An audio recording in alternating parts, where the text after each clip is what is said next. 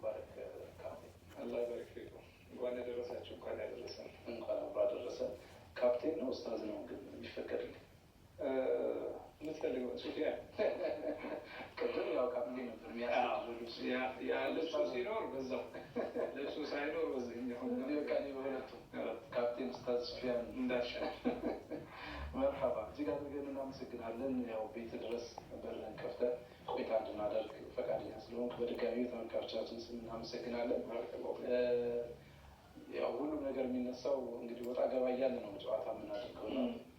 የተገናኘነው በኢድ ዕለት ስለሆነ ዒድን ብዙ ጊዜ እንግዲህ ትርጉም ይሰጡታል ብዙዎች። ለእኔ ዒድ ማለት እንደዚህ ነው ይላሉ። ለኡስታዝ ካፕቴን ሱፊያን ዒድ ማለት ምን ማለት ነው? ምን ትርጉም ይሰጥሃል? እንደው ዒድ ሲመጣ የሚሰማን ስሜት ጨምሮ። ብስሚላህ ራህማን ራሂም አልሐምዱሊላህ ረብል ዓለሚን ሰላቱ ወሰላሙ አላ ረሱሊላህ ወአላ አሊሂ ወሰሕቢሂ ወመን ዋላ። ተመልካቾቻችንን ሁላችሁንም ሀገር ውስጥ ያላችሁ ውጭም ያላችሁ ሙስሊም ወንድሞችን እንኳን አላህ ሱብሓነሁ ወተዓላ ለዛሬ ቀን አደረሳችሁ እላችኋለሁ።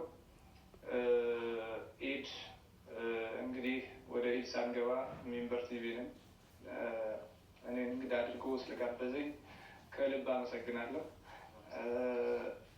ኢድ በዲናችን ነቢያችን ሰለዋቱ ረቢ ወሰላሙ ዐለይህ ኢድ እንደ እስልምና ሁለት ነው ብለዋል። ኢድ አልፊጥር እና ኢድ አልአድሓ ናቸው።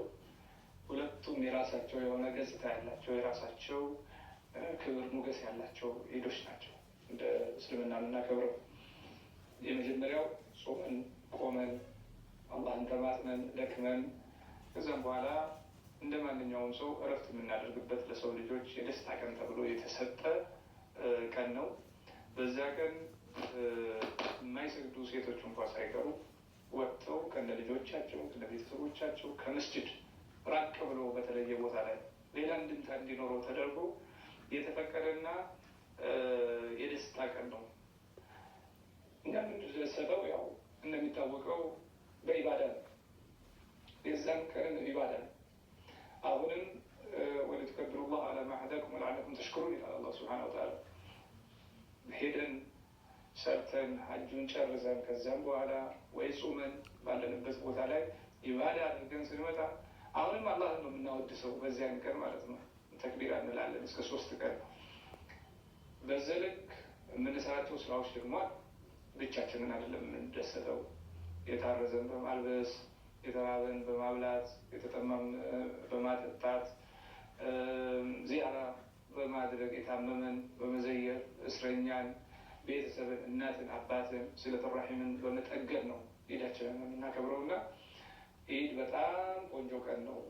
ምስኪኖች፣ ድሆች፣ አቅም የሌላቸው ሰዎች ወንድም አለኝ ብለው የሚያስቡበት ቀን፣ ያልበሉትን የሚበሉበት ቀን፣ ጎረቤት የሚካፈልበት ቀን፣ የግል ደስታ አይደለም የማህበረሰብ የእስልምና መገለጫ ስለሆነ ኢድ በጣም ደስ የሚል ቀን ነው። አልሐምዱሊላህ ረቢል ዓለሚን። በዓል ሲሆን ብዙ ጊዜ